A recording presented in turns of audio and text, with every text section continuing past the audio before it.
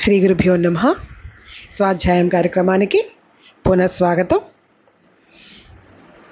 ఆముష్మిక సోపానాలు గ్రంథ సంకలనంలోని అనుభవ వేదాంత సూక్తుల్ని, చక్కటి 108 సూక్తులు తాతగారిచే రచింపబడిన సూక్తుల్ని ఇంతవరకు పట్టించుకున్నాం. ఈరోజు నుంచి తర్వాతి గ్రంథమైన పంచతత్వ వివేకము అనే గ్రంథ పఠనాన్ని ప్రారంభించుకుందాం. అసతోమా సద్గమయ తమసోమా జ్యోతిర్గమయ మృత్యోర్మా అమృతంగమయి ఓం శాంతి శాంతి శాంతి. అసత్తు నుండి సత్తు వైపు, చీకటి నుండి వెలుగులోకి, మృత్యువు నుండి అమృతత్వం వైపునకు. పంచతత్వ వివేకము ఇది. దీనికి తొలి పలుకులు. సర్వం కల్విదం బ్రహ్మ నేహ నానాస్తి కించన ఇత్యాది వాక్యముల ద్వారా ఉపనిషత్తులన్నీ బ్రహ్మేతరము లేదని ఘోషించుచున్నవి.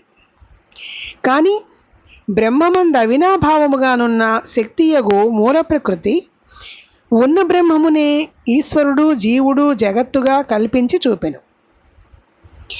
అందు జగత్తు భోగ్యము, జీవుడు కర్మలకు కర్తయ్యై తత్ఫలభోక్తగా అగుచున్నాడు. ఈశ్వరుడు జగత్తునకు సృష్టి స్థితిలయకర్తయ్యై జీవులకు కర్మఫలదాతగా ఉన్నాడు. ఒక్కడగు బ్రహ్మమే ఇట్లు నానాత్వముగా తోచుటకు కారణము అవిచారణ చేయగలిగిన జగజ్జీవేశ్వర సత్యత్వ భ్రాంతియే. ఇట్లు భ్రాంతికి లోబడిన జీవుడు మిథ్యయగు జగత్తును సత్యముగా భావించుటచే రాగద్వేషాదులు వహించి కర్మలు ఆచరించుచు వాని ఫలములను అనుభవించుట కొరకు జన్మ పరంపరలను అందుచు ఎన్ని జన్మలకును తరించు మార్గము కానక దుఃఖ పరంపరలో మునుగుచున్నాడు. జ్ఞానాదేవతు కైవల్యం అనియు నకర్మణ నప్రజయ అనియు శృతి చెప్పుటచే ఈ దుఃఖము విచారణ చేతనే నశించవలను గాని మరొక మార్గము లేదు. జగత్తు, జీవుడు, ఈశ్వరుడు అను మూటి కంటే విచారించదగిన పదార్థమే లేదు కనుక ఈశ్వరుడు, జీవుడు, జగత్తు అను మూటి యథార్థ తత్వమును విచారించవలెను.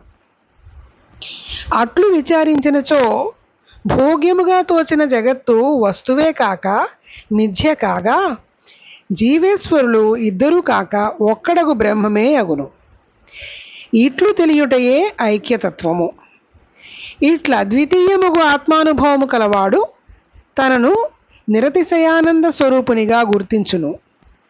ఆనందము బయట నుంచి నూతనముగా వచ్చున్నది కాదని, తన స్వరూపమేనని, తన యందెప్పుడునూ దుఃఖము రాలేదని తెలియుటే ఆనందతత్వ విమర్శ.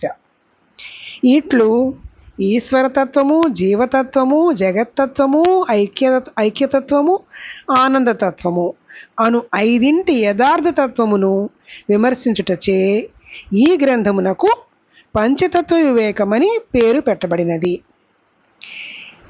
ఇందలి అంశములన్నీ సద్గురువుల వలనను, మహనీయుల వలనను, ఉద్గ్రంథముల వలనను నేను గ్రహించి మననము చేసుకొనిన సారాంశమే అయ్యున్నది. జిజ్ఞాసువులకు, ముముక్షువులకు ఉపకరించునను అభిప్రాయముతో సర్వ వేదాంత సారభూతమగు ఈ పంచతత్వములను నా యోపిన కొలది విమర్శించి ఉన్నాను. అద్వితీయము, అనన్యసాధ్యము, మహోత్కృష్టమునగు ఈ మహావిద్య ఒసంగిన గురుమూర్తులకు సాష్టాంగ నమస్కారం అనొచ్చుట కంటే కృతజ్ఞత తెలుపుకొని మార్గమే లేదు.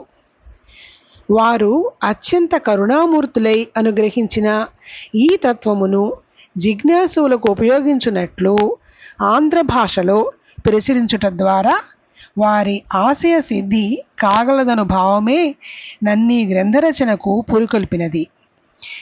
ఇందు లోపములున్నచో విఘ్నులు తెలుపగలరని ప్రార్థించుచున్నాను. తొలి పలుకులలో, తాతగారు రచించిన తొలి పలుకుల్లో ఇది కొంత భాగం. ఇంతటితో ఆపుకున్నాం. దీన్ని కొంచెం విచారించుకుందాం.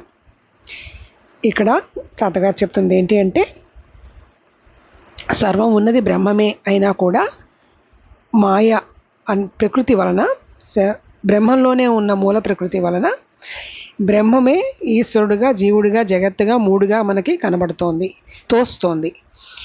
ఇక్కడ ఈ కర్త జీవుడు కర్మలకు కర్తయ్యై జగత్తు భోగ్యంగా మారుతోంది. జగత్తు భోగ్యంగా మారుతోంది కాబట్టి జీవుడు కర్మలకు కర్తయ్యై భోక్త అవుతున్నాడు.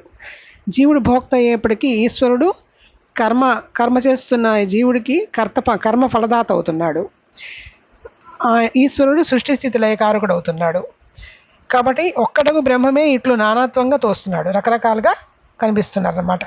అంటే బ్రహ్మమే ఒక్కటే ఉన్నది, బ్రహ్మం ఒక్కటే అయినా సరే జగత్తుగా, జీవుడిగా, ఈశ్వరుడిగా కనిపించడం వలన ఈ జగత్తుని ఏదో భోగ్యంగా జీవుడు ఏదో భోగి అనుభవిస్తున్నట్టు, ఈ అనుభవంలో కర్మలు చేస్తున్నట్టు, ఈ కర్మల వలన దుఃఖానికి, రాగద్వేషాలకు లోనవుతూ జన్మ పరంపరకు లోనవుతున్నట్లు, ఈ కర్మకి ఆ కర్త ఈశ్వరుడు కర్మ ఫలదాత అవుతున్నట్లు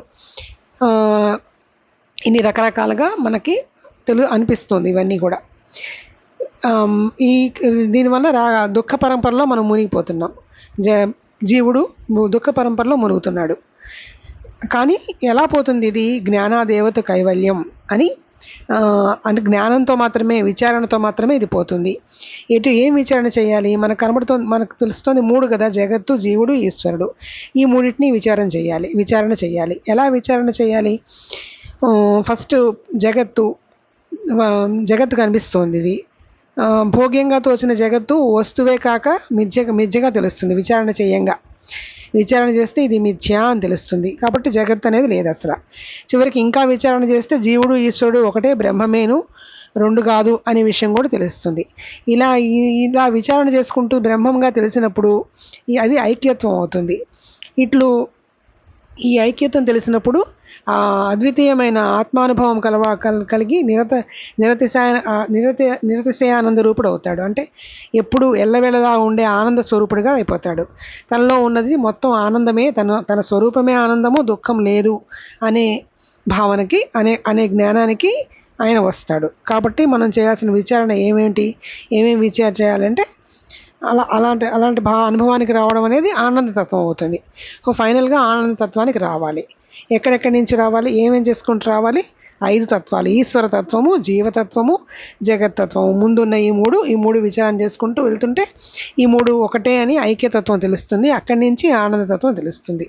కాబట్టి ఈశ్వరతత్వము, జీవతత్వము, జగత్తత్వము, ఐక్యతత్వము, ఆనందతత్వము 5 వచ్చాయి. కాబట్టి ఈ 5టిని పంచతత్వ వివేకము అని పేరు పెట్టి రచించారు.